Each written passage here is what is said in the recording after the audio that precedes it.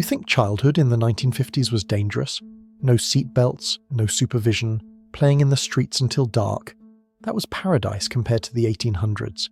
In the 1800s, childhood as we know it didn't exist. There was no concept of protecting children, no child labour laws, no compulsory education, no childhood innocence. If you were born in the 1800s, you started working at 5 years old. You had a 50% chance of dying before age 10. You saw death constantly, and nobody thought there was anything wrong with that. Today, we're using AI to reconstruct what childhood actually looked like 200 years ago. Not the romanticized little house on the prairie version. The real thing.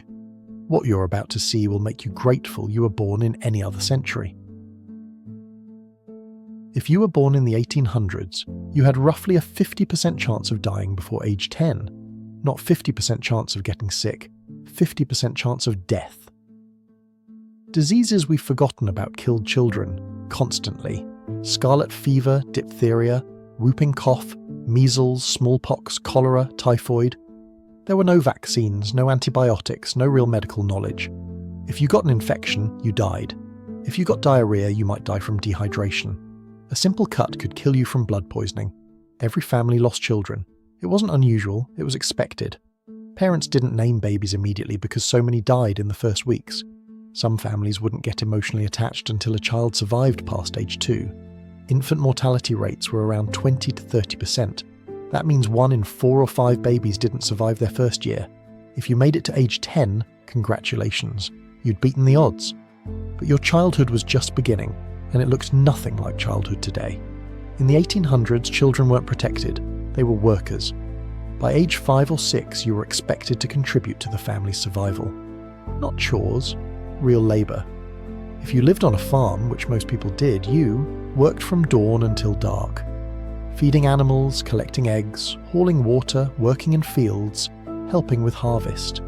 In cities, children worked in factories, textile mills, coal mines, match factories, glass factories, 12 to 16-hour days, 6 days a week, starting at age 5, 6, 7 years old. Children worked in coal mines because they were small enough to fit into tight spaces.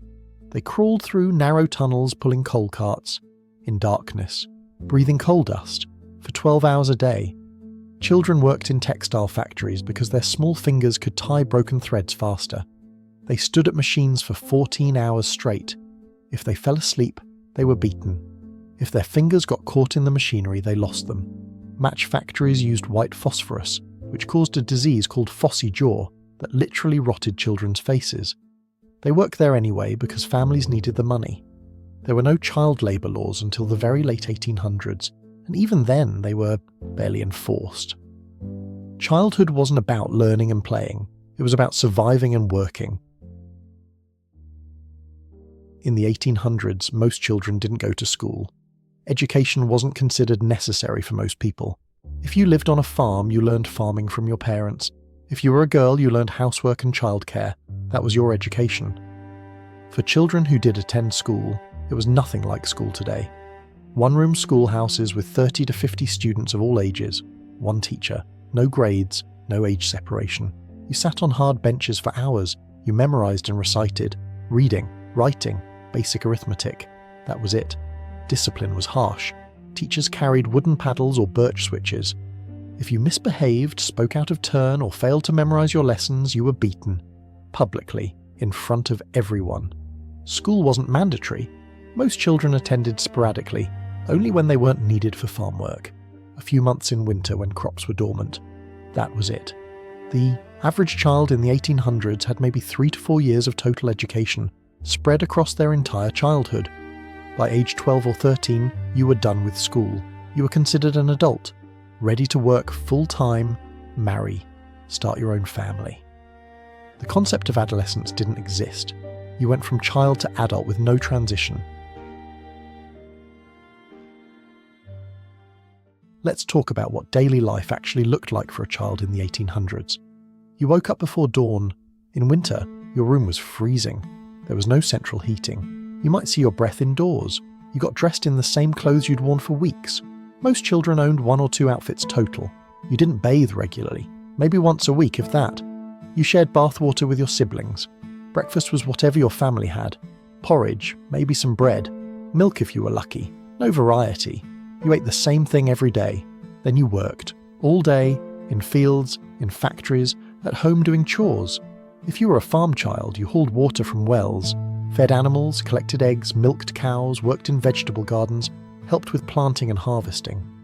In cities, children swept chimneys, sold newspapers, worked as servants, laboured in factories. You didn't play much. There wasn't time. Play was seen as frivolous. Work was what mattered. Entertainment was rare. No toys except what you made yourself. Maybe a rag doll, a wooden top, a ball made from bundle cloth. On Sundays, you went to church. For hours. That was your day off. Sitting still, listening to sermons you barely understood. At night, you went to bed exhausted. In a room you shared with multiple siblings, often sharing a bed. No privacy, no personal space, and you did it all again the next day. Family life in the 1800s was structured entirely around survival. Families were large. 6, 8, 10 children were common. Not because people wanted huge families, but because child mortality was so high. You needed multiple children to ensure some survived. Parents weren't focused on emotional bonding or child development. They were focused on survival, feeding everyone, keeping everyone alive. Fathers worked outside the home or on the farm. They were authority figures, distant, strict. You obeyed or you were punished. Mothers managed the household, which was a full-time brutal job. Cooking from scratch over a fire, making all clothing by hand, preserving food, cleaning without modern tools, managing children, often while pregnant or nursing. Children raised younger children. If you were the oldest, you were responsible for your younger siblings from a very young age. Feeding them, watching them, keeping them safe. Girls learned domestic skills from mothers. Cooking, sewing, preserving food, managing households.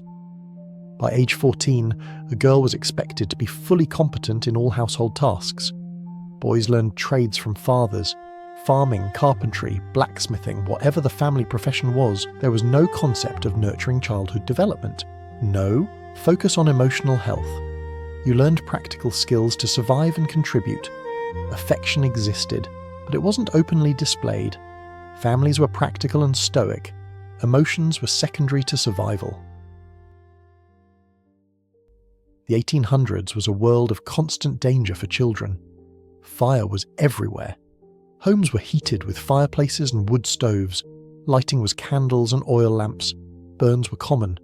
House fires killed entire families. Water was dangerous. Rivers, wells, ponds. Drowning was a leading cause of child death.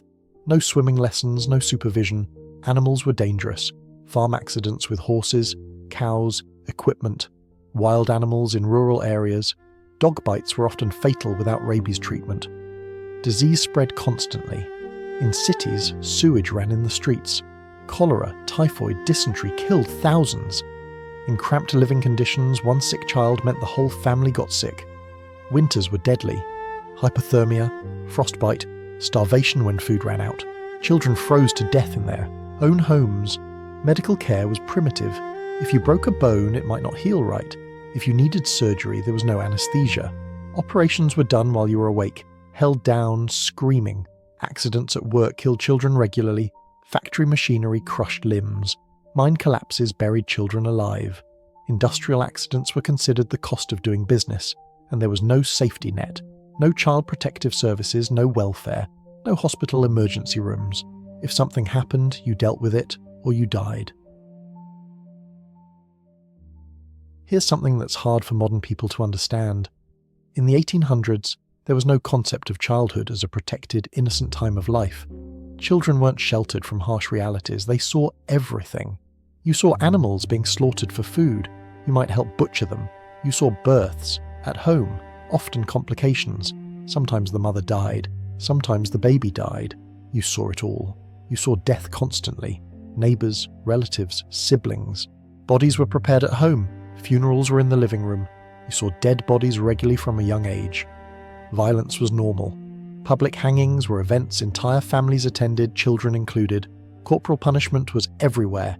Beatings at home, at school, at work. Poverty was visible. In cities you saw homeless children, orphans living on the streets, beggars, people starving. There was no attempt to shield children from these realities. That wasn't considered necessary or even desirable. Life was hard and children needed to learn that early. The modern idea of childhood as an innocent time of play and learning didn't exist. Childhood was preparation for a hard life of work and survival. That's why children seemed to grow up faster back then. They had to.